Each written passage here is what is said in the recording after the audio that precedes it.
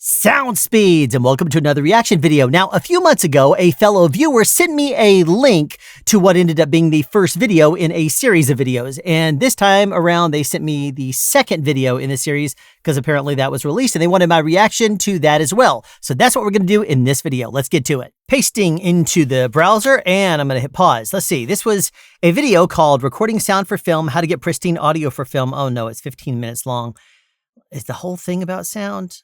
I guess so, if it says the whole thing. I mean, it looks like getting pristine audio for film. Okay. I don't know what we're going to do. Maybe we'll skip around and post. Let's see here. This was released on August 26, 2024. Currently has 193,724 views and 7,100,000 upvotes. So let's go ahead and put this thing larger so we can see what we're dealing with. And we're going to watch this, maybe skip around. We'll see what happens. Ladies and gentlemen, start your engines. So far, the production value looks pretty good. Are made up of sequences. Okay. Intro. In this episode, we will delve deeper into the sound recording process. Can I have some quiet on the set? Huh. That's got to be a first AD. Full sound. There you go. First AD at work. This is episode 17 of The Shot List. I will say their production value is pretty good. They must do a lot of Production Sound, videos. Part 2. Got a lot of budget, I guess, if they have 1.8 million subscribers. Speeds. Don't forget to subscribe to Studio Binder and enable notifications. Of course. Stay up to date. Got to remind everybody that we're content creators here. Now, quiet on set. That means you. Well, hello, Colin. What is this? Are these like skits that they made, or are they something that... Which is defined as a disturbance that creates an acoustic wave through an elastic medium. I would have worded it a little bit different than a disturbance, but you know, okay. Occur in the sound department, along with a plethora of equipment that is needed. Oh, geez. You're using big words. It's going to drive me nuts. That are available on set. Okay, let's see what you're... Today, we'll look closer at what the sound crew does on set. Yeah, let's look at that. They adapt to I different... wonder if I'm going to see anybody I know. They're showing a lot of clips from, Oh, that was a mistake. general rules for recording sound on set. Okay, maybe don't rest the boom on top of your head, which I know it was at the edge of the hair, but still. Order starts. It's bad for your spine. Though a sound mixer was likely present during the tech scout for locations, only on movies, not necessarily on television. that could arise on set. The team will also watch rehearsals in order to get a better sense of... Okay, that's going to be the boom operator, maybe sometimes the sound mixer, sometimes also the utility will join, but most of the time it's just the boom operator that does it. Ideally, they will be able to position the shotgun so that it's no more than You say the shotgun. a subject. Oh, geez, you say the shotgun and then you show a pencil condenser. Plant mics. Don't put it, you're putting it inside of a cup, which is a bad place to do it because it's going to give a weird kind of echoey type sound to it. To capture the sounds that the shotgun may miss. Yeah, be careful about putting it in something like that. That's going to be too far away. You're in the bush. Yeah. Now you talk towards it. And the reason why microphones were in the bush and stuff like that a long time ago is because they had to hide them someplace that was close enough, that was still in the shot, because the recording technology back then required you to get a microphone somewhere close that was on a stationary scene of some sort. And a lot of the times you would have some weird thing like standing up in the shot that there would be a microphone hiding behind, because that's the only way they would do it before they started overhead miking. So that was like the early days of film. Now we do overhead miking and it's completely different. But that must have been a recreation or a scene in a movie or something like that, talking about that. Or it is the mixer's job to vocalize if they see a potential sound issue during the run-through. Okay, to a certain degree, that's the boom operator on set. They will vocalize it to the boom operator. Help expedite the shooting process. Yeah.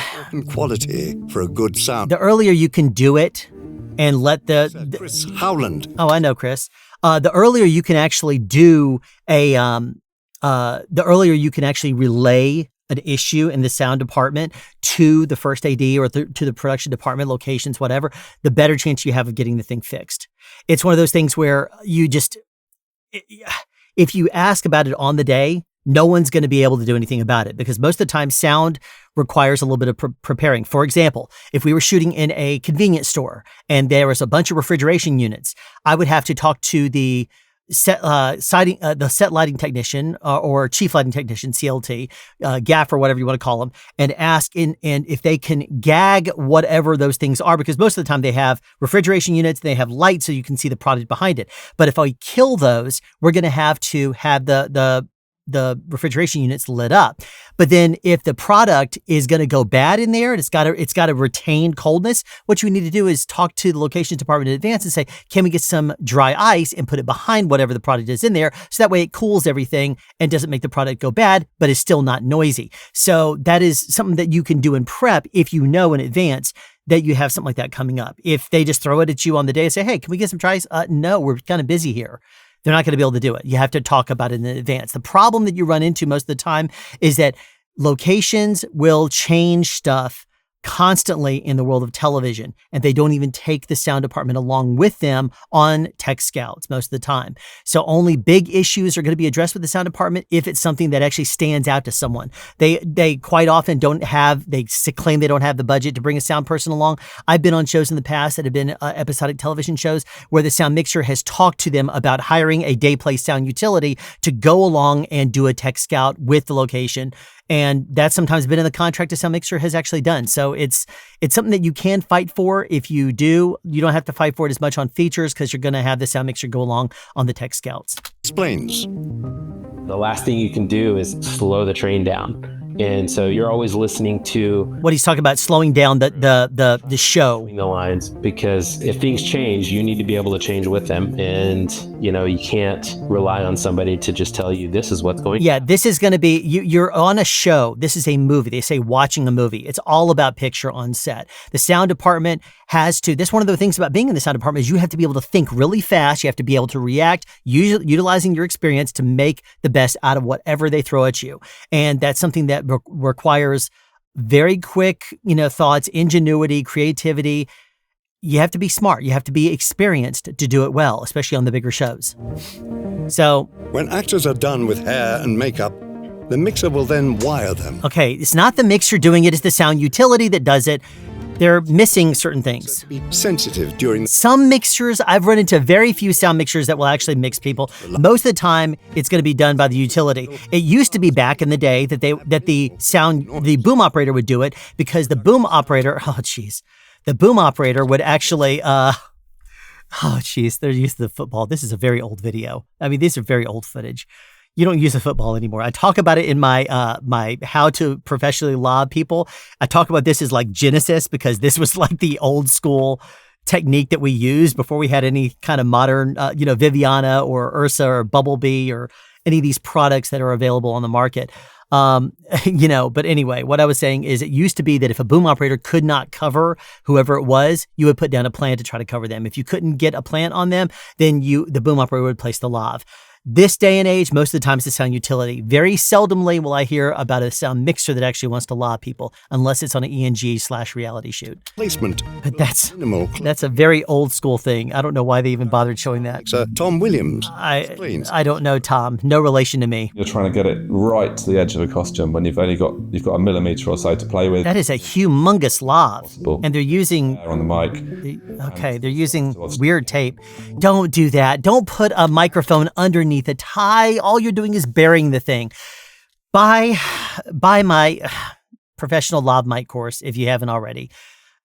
I talk about why these things, just a whole bunch of things you need to be considered. He literally taped down the tie to the shirt, which is fine, but you use the wrong kind of adhesives. And first of all, you don't put the lav literally underneath the tie. All you're doing is covering the thing up. So I mean, if you look at this is extremely bad because it's got all this thickness of the tie, which is burying the lavalier microphone inside of, there it is right there, and it's not peeking out. It's going to be going right into the shirt, moving around. It's going to be sticking down. And if you use this kind of adhesive and they move it all, guess what you're going to be hearing? All that tape, noise. You're going to hear clicking. You're going to hear tape noises pulling against the lav. It's not good. Don't do this. The actors are mic'd and the boom operator is in place. Oh, geez. The sound department is ready to record. This is already, it's... in front of the camera after the sound mixer confirms they are speeding. Okay, I hate to tell you this. It's not the sound mixer that yells speed. It's the sound, the sound department, yes, but the sound mixer will usually do a slate that will say something like scene 70 alpha take 3 for this, because it says it right there. And then they will slate that once they hit record. Then the boom operator who's on set will yell out sound speeds or speed. Speed. That was the boom operator. We'll take 3. And then okay, now the fact that they said 70 alpha take 3 right there tells me that the sound mixer is probably, they could be yelling speed. It may be a very old school sound mixer. Most of the time though, sound mixers don't do this. Most of the time this day and age, they will simply say, 70 alpha take 3 and do an audible slate over the system. That way the script supervisor can hear and make sure that the roll that the sound mixer is rolling on is going to be matching what they see in front of them, and it matches the script supervisor's notes. If the sound mixer just says speeding or we're recording or rolling or something like that to the boom operator who calls out sound speeds or speed, and then they do an audible slate, that's a second AC right there. If they do that, the script supervisor has no idea what they're recording, what they're rolling on. All they're going to have is the accurate time code because it's going to be maybe on the screen, but it's not going to tell us if that's in sync with the sound mixer, especially if there's only one camera. Ensuring that the post team will be able to sync footage and audio easily. Yeah, well, it's all time code generated now. Will usually move the shotgun close to the... I wish I would stop referring to it as a shotgun. That is a shotgun, but it's not always. It's a microphone. Will often announce boom set. What?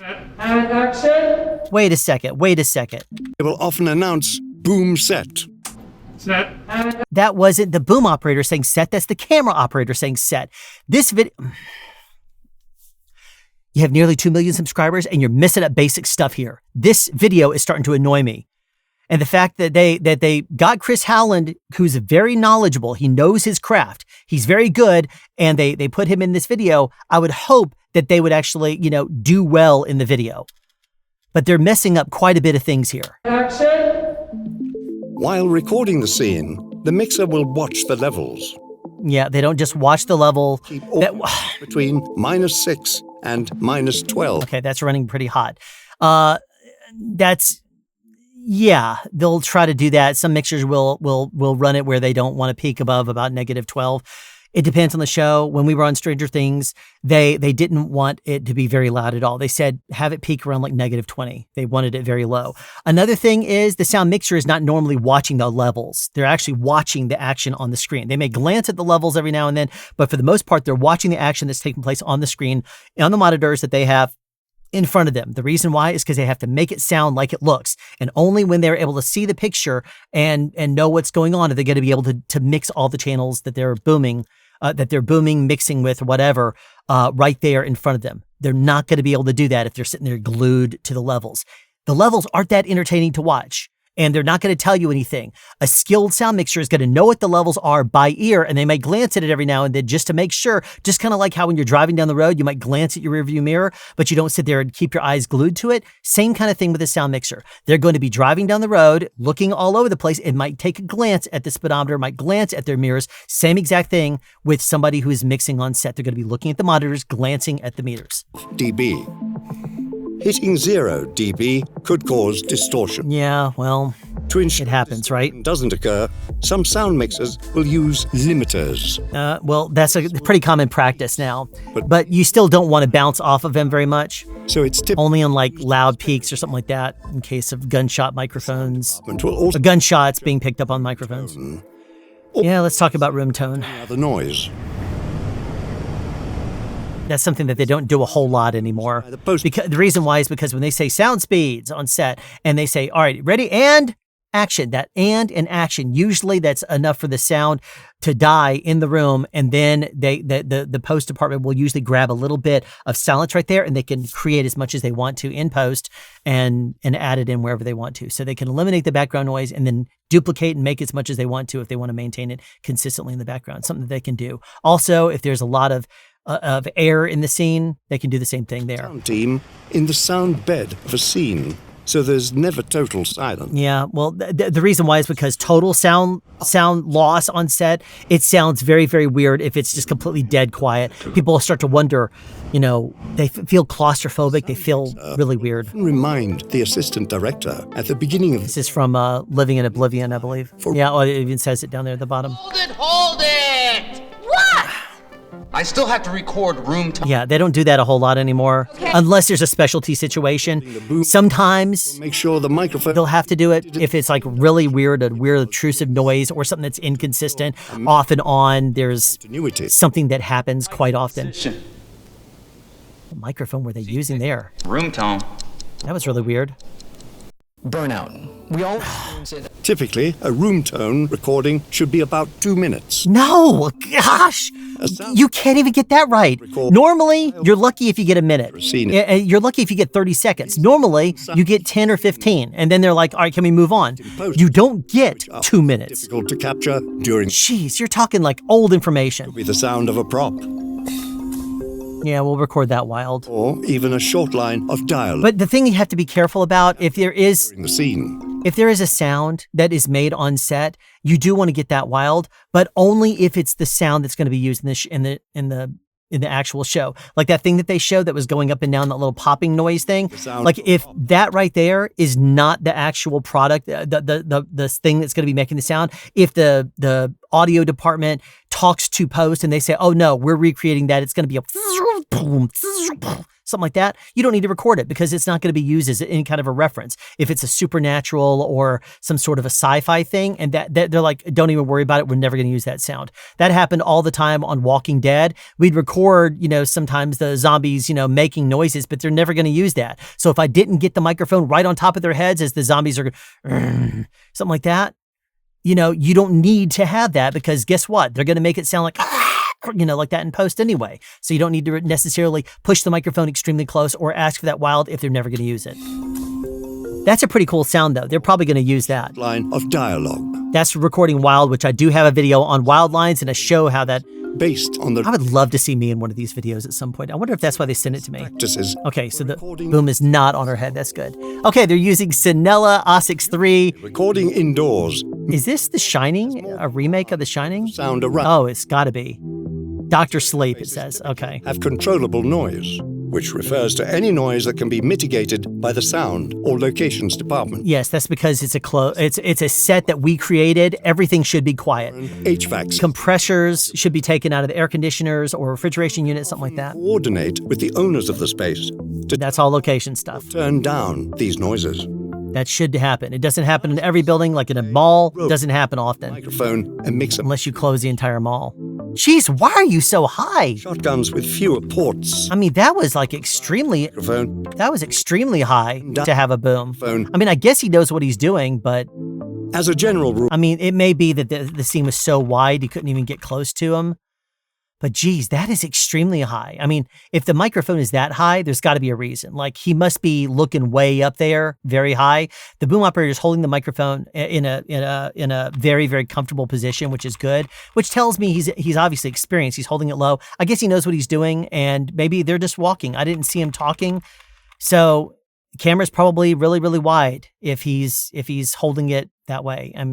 I would guess that he's experienced based on his movements and the way he's holding it. I don't even know what movie this is. Wonder Woman. Oh yeah, he would be experienced. Choose. As a general rule, shotguns with fewer ports, the ridges on the side of the microphone, are better for small spaces. Oh, gosh. Dude, where this is coming from is I hope what he's referring to at least is the fact that like this is a long shotgun and he's saying it's going to be used. Did he say it's going to be better if used in small spaces? Because that's not what it's about. It's about getting the right kind of microphone based on the sound for the environment. If you need to have reach, you'll use a longer shotgun. If you need to have some reach, then you'll use a short shotgun. If you're inside of a room with a lot of reverb or something like that, it's going to be more of a pencil condenser, maybe certain shotguns, but it doesn't have anything to do with the vents. The vents are simply there as part of the engineering for it to help you with reach and rejection. Some microphones with a lot of vents on them, then those are going to be, some of those are actually really good in tight spaces. Others are not. It's not just a blanket statement. You can't just believe what he's saying. Got to hear this again. Rule. Shotguns with fewer ports, the ridges on the side of the microphone, are better for small spaces. That is, yeah. For larger spaces, more ports are ideal. Wrong, dude. Because ports are used to capture sound coming from the side of That is correct, at least. You got that right. using phasing. That's not Sound wave exactly right. specific frequency. That's not exactly it. Smaller space may create an unwanted phase effect. Okay. All sound that comes in from both sides or through all the vents are going to be, that is correct. To a certain degree, it is going to phase. But the thing about it is, and I did at the very beginning of my Rode NTG8 video, I talk about shotgun microphones and why the vents are the way they are to a certain degree. But the fact that you have to really consider here is that yes, sometimes the engineering is going to bounce around. It's going to cancel due to phasing, but you got to keep in mind the wavelength and the length of the actual wave itself. If wider, very low frequencies come in, it can bounce all around as many times as it want to, and it's not going to cancel out or invert the polarity and phase out a sound that is a sound wave that's 10 feet long. I mean, it's just not going to happen. So this isn't exactly a good explanation. It is to a certain degree. If you're talking about it coming in linear and it's coming in exactly certain frequencies will, but not all of them. Since the subject's noise may hit the port. Another thing that's really bad is that you end up having a situation where the engineering, if it was made to actually, knock out and reject out all those sounds, it's not going to be rejecting out all the frequencies. So the important thing is the microphone has to sound realistic. Some microphones reject out some frequencies and not reject out others, and it doesn't sound right because it has a weird timbre to it. It has a weird, it's to his point, it's phasey, but that's because it's not getting all the sound of all frequencies. It's not balancing it properly. It's just kind of, and he doesn't say that. I'll back it up just to make sure. Create an frequency. Too many ports in too small a space. Blah, blah, blah, blah, blah. Unwanted phase effect, since the subject's noise may hit the ports as well. Well, Reverb. due to reverb. No, Reverb is due to time. Consideration for You're not going to run into reverb on the inside of a microphone. Not a whole lot, at least, unless the wavelength is that big. Like you're talking higher frequencies than... That is reverb. most prevalent Okay. when a subject is surrounded by hard surfaces. Okay. The difference between echo and reverb. Echo is a sound bounces and comes back usually once. Reverb is it bouncing back and forth. Reverberation is bouncing back like a vibration. Re-vibration, I guess you could say. So it bounces back and forth and you're hearing it multiple times. In cartoons, when they say, oh my gosh, you hear that echo, echo, echo, echo. That's actually a reverberation. If they said echo, echo. Do you hear that echo? Echo. That would be an echo. But if it goes echo, echo, echo, that's reverberation. Which will bounce sound waves rather than absorb them. Yeah, it bounces. Do. Sound waves up and down really fast. To reduce reverb on set. You absolutely do. Sometimes that's microphone selection. Sometimes that's talking lower. Where is Harvey Dent? That is usually added by sound designers in post. Okay. They may have more control over how it is employed. Where is Harvey Dent? Yeah, they're never going to... Most of the time on set, if there's a lot of reverb in the room, what they're going to try to do is de-reverb it. So they're going to get the reverb out, or you'd have to record the lines wild later, something like that, maybe even ADR if it's too bad. But most of the time, you're going to be recording the sound, and post is going to be able to do something with it, unless it's just completely god-awful. So they just showed extra reverb. A sound mixer will try and cover as much of the set as possible. A good set designer is going to have a lot of those soft materials. You see all these carpets? Those things are used for footsteps mainly. But he's making it sound like it's for reverb? No. Of the set as possible. That's wrong. Materials that will absorb sound. Okay, that is not why that's there. First of all, you see the flats right there? That's the reason why this person is moving. See the lady that's standing there with high heels? Those high heels are not treated. You can see there's nothing on the heels there. So she might not be moving in this scene. If it were me, you see how this girl in the back has high heels on? I usually try to either get the shoes treated on anyone that's moving, or I say, can we put someone with flats on? Because flats are going to sound a lot more quiet than high heels are. If they say, no, we have to have high heels in this scene, then I'll say, okay, that's when we're going to use something like foot foam, hush heels, something like that, silent steps on the actual crutch tips, kite tips, something like that on the tips right there to silence the footsteps and take the curse off of them. These are used for footsteps of the actors. So like you see that there's carpets here and they're all taped down, just so you know. So the actors are going to come down here. They're going to walk over that. Background people are going to be a little farther away, but you definitely want to take the footsteps out underneath the actors if you can, because they're probably not going to be wearing any kind of foot foam or something like that if their feet are visible. If they are not having their feet visible, then see if they can wear soft shoes or comfy shoes. And that way you don't even have to hear it at all. Like, they can add that sound in post if they want to. But that's not done for art department to build carpets or curtains into a set. Yeah, that's actually a good production designer will actually do that. Wait a minute. Short for furniture pads, these are Fernie pads, yeah. for dampening reverb. And they'll tape those things down, but those are Reverb and echo. those are just basically usually hung up, and you'll put down actual carpets down. Mixer Amanda Beggs explains her approach. Okay, let's see what she says about this. Mills' 20th Century Women. When we tech scouted it, it was an echo chamber, and I pointed out that it was going to sound like an echo chamber. Even with bodies, the band was going to have a certain sound. That's right. It was all about, it will. Mike did not want it to sound like we were recording this band in a studio. He wanted it to be the space. The thing about it is, though, yes, you can do that, but at the same time, you got to keep in mind microphones magnify things. If you doubt that, then just simply sit in your living room, and then sit in your living room and turn on a microphone and plug up to headphones to it. You'll notice that the microphone does not differentiate or filter out any background sounds. It will hear everything. And so you're going to say, wow, I didn't realize that the air conditioner is on. I didn't realize that the refrigerator you can hear. I didn't realize that the people that are my next door neighbors, I can hear them. You will hear all that kind of stuff very loud and clear through a microphone. And most of the time people filter that kind of stuff out of their minds. They don't even think about it.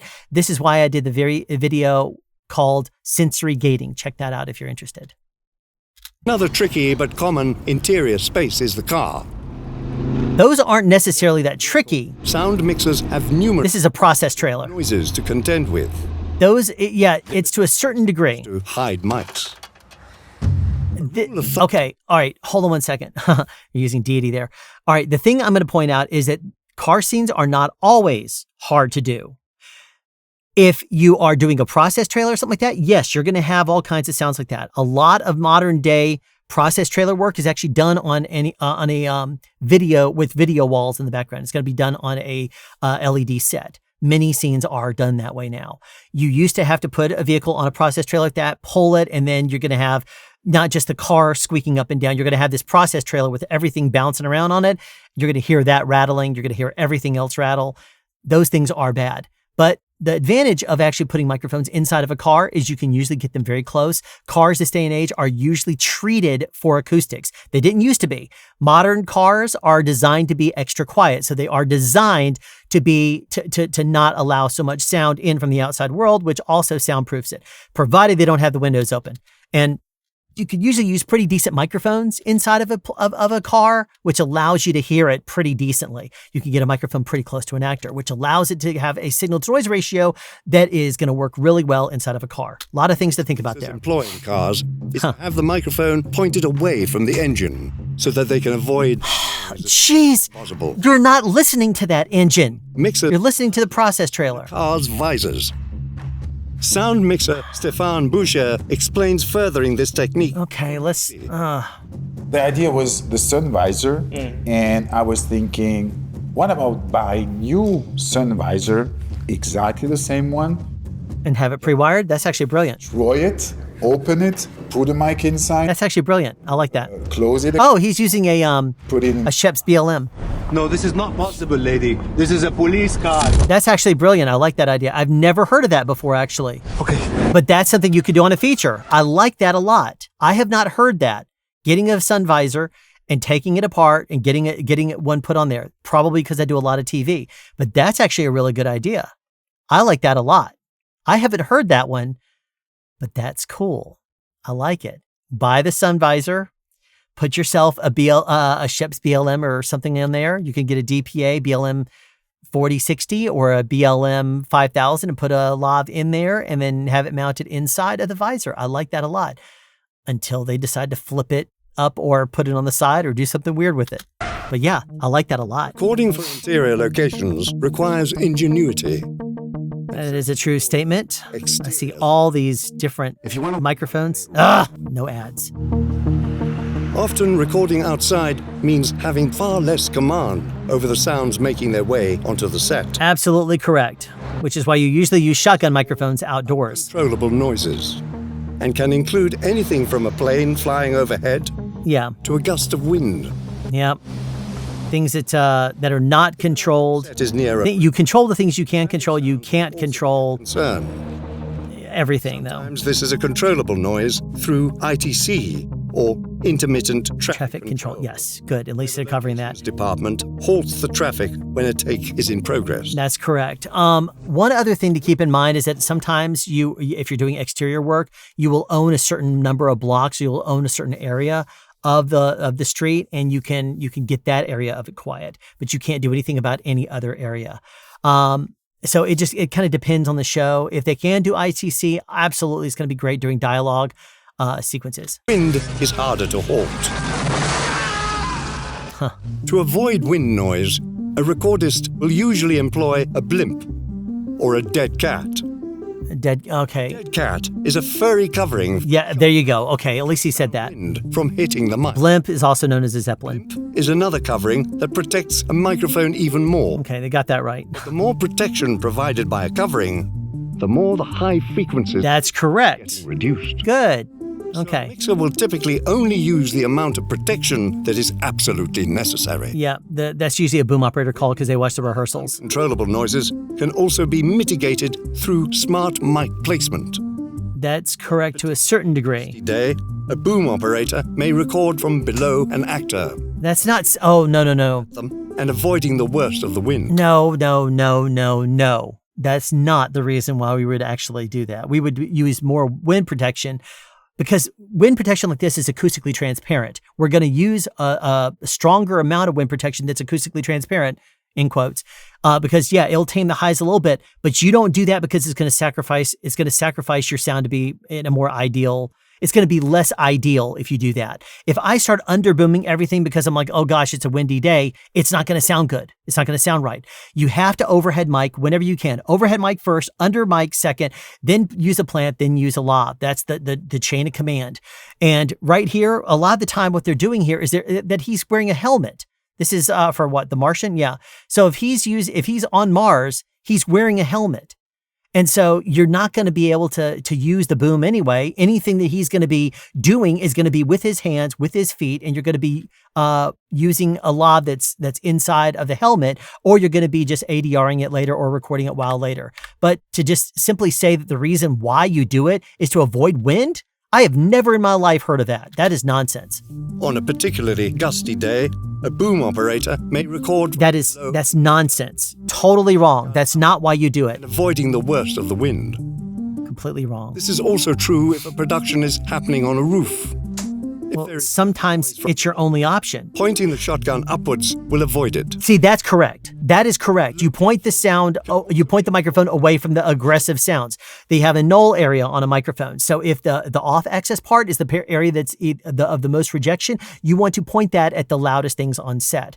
And if, the only problem that I have with what he did there is that he is underbooming. He's underbooming here from a side angle, and the actor is facing this direction. So he's only going to be picking up a very little bit, but you can see where the super techno crane is angling down. He's going to be looking up. So what the boom operator is doing is keeping the boom out of frame. And the crane is probably based on everything here. This is probably like a giraffe style crane. You can get it way over here, and it's probably going to be about 20 or 30 feet off to the right of the frame, maybe 20 feet. And so it's probably going to be about this height. The camera's going to be looking up. So it's going to be looking in probably up to about here on him. What I would actually have wondered why they didn't look at is maybe putting a plant there. Maybe I could answer it myself by if the camera comes up as he's walking away or something like that. But he might not even say anything. And this could just be, catching a little bit of sound, but, it could also be his lob because there's too much overhead. There's also shadows that you would have to consider as well. You see where the shadows are? If he puts the microphone overhead, he may be casting a shadow somewhere on the building, depending on where the shadows are falling. Like these look pretty far overhead. Like you see the shadow of his head is, it's right there. So if the boom operator comes up overhead, he may be casting a shadow right across here, and it may be making it into the frame to get the microphone in the right position. So he may have had to come up underneath like this for this particular sequence, but it doesn't necessarily have to do with the cars and stuff like that, even though I have definitely done that. If you're on a roof, I've also done it the opposite way. There was a sequence I did on a pilot years ago that the camera was a super techno crane, and it started in front of an actor. And then as the actor was walking on pebbles on top of a roof, the camera kind of watches him go, and it kind of goes like this and looks down on him. And then the actor actually steps up onto the edge of the building, like this equivalent here. And the whole thing was like he was in a car crash and like hypersensitive to certain things. And like, it's like a superpower. And he steps up on the side and gets this like sensory overload.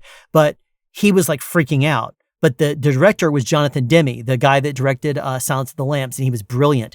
And one of the things he said was that sound is going to play a big role in this pilot. I really hated the fact that they didn't pick up the show.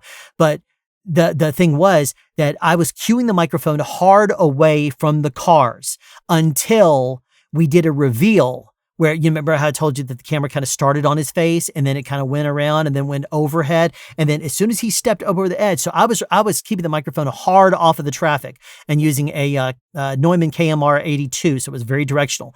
And then as soon as the camera was high overhead and started to see the road, I cued back so that way you would hear the road at its maximum volume. So I went from here to include the road so that way you could hear it in maximum effect, and it would just overload him like crazy for the scene. So that was something I did as a boom operator that the sound mixer loved, the director loved, everybody loved, and that was because I knew what the shot was and played the boom accordingly, which is what a boom operator does. A low-cut filter can also be employed to reduce the bass-heavy interference from wind. Low hum. You can do that. Most of the time, modern day sound people in post, they would prefer you not cutting out certain frequencies like that just across the board. Yes, it does lower the headroom a little bit, but if you do that, they can actually go in and post and forensically dial in on exactly the frequency they want to remove. And if you do that and commit to that on the microphone just to make your track sound better, post may not be able to do as much with it. So a lot of the times people will not even use roll off as much anymore on a modern era because they're going to try to give that license to post to dial in on the exact aggressive frequencies they want to eliminate. This is a lot of old school recording out, information that is completely outdated information in some circumstances. To pay attention to how the equipment is faring. Sound mixer Mark Ulano explains who is part of the Epic live stream in 2022. For the hateful. Oh, I love him. You have to have a lot of redundancy because things will fail. Yep. And absolutely right. Like I'm going to disagree with Mark Ulano. Something in the cold, a piece of electronic gear, and then you bring it to a warm place, there's going to be condensation inside. Yep. So it's like a little rainstorm in your electronics that are designed to make it stop working at the worst possible moment. That's exactly right. Do that. So if you go from hot to cold or cold to hot, warm things, badness all over the place. The elements can make their own noise too. So dealing with rain, a mixer may use hog's hair. Fabric which can dampen the sound of droplets. Also known as furnace filter. There is only so much a sound team can do for That's right. especially difficult settings. Like, for example, you see what he's doing there is they're putting this down right under where the actors are walking. You see, you can kind of see a little piece of it there. But if she's walking over here, you want to try to cue the microphone directly down at her so that way you're not getting the footsteps, you're not getting the rain directly that she's walking on. This is going to silence the footsteps a little bit too. But not necessarily. And I mean, you can't quiet everything on set. Everything is going to be loud. As a matter of fact, I talk about hog's hair a little bit and quieting certain things on set in my How to Silence Rain video, which you can check out right there. I did talk a little bit about using, actually, I'll go into that in another video, but this is great. Hog's hair is definitely something that we use a lot of.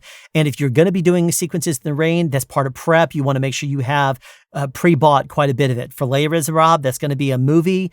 You're going to have a lot of rolls of hogshead that you can get. And also notice a lot of the times that comes in blue and green, but you can actually order other colors, grays and dark colors that are going to more match the background color. That way it's not going to be going green or reflecting green or blue onto the set. If there's any kind of a white surface or something like that, it's going to pick up any greens and blues. These are actually the same color as the ground, which is going to make it extremely beneficial to post, because they're not going to even notice it's there. The sound people will, but the camera people won't unless they see it. The sound of droplets. There is only so much sound to... The only thing to keep in mind there is that it will do great what's on the microphone, but the rest of the crew is going to be wearing like all kinds of stuff that's going to be just completely blowing out. You're going to hear raindrops hit on rain gear and all that kind of stuff. On set. Listen to your sound mixer. Otherwise, you may pay for it in post. Oh, that's 100% correct. That's why the very first video I did on this channel was you need to prioritize sound, especially if you don't on a low budget project. Because if you don't, it will shelve your project. You will destroy your sound and it will be bad. Bad. It'll cost you way more. If you could spend $1,000 on set, or you could spend $10,000+ in post trying to fix it. Your choice. And that's minimum. It's usually a 10x if you sacrifice something. Until next. Okay, I think we're done here. Okay, so that was interesting. There was some information in there that was definitely good. There's some outdated information as well. The things that came from the sound mixers, you can definitely, tell that they're experienced, Ted, Mark, Chris, they're all very skilled sound people. I mean, there's no reason to question anything they say. I question the StudioBinder. Is that what the channel was called? Some of their information is outdated. And some of the things that they say isn't accurate, but it's a video that at least it's got high production value, and they did a decent enough job, I guess. So, take it like anything you see on YouTube, take it with a grain of salt if something doesn't seem right about it. But anyway, thanks for watching this episode of Sound Speeds, where we're going to do more reviews, more reaction videos, more all kinds of things. But whatever I do, I will bring you sound advice. Have a question you'd like answered or want to add something? Be sure to write it in the comment section down below. You can also make a suggestion for future topics of discussion. Again, comment section down below, or you can email me at soundspeeds@yahoo.com. Be sure to subscribe and turn on notifications so you won't miss out on future sound advice.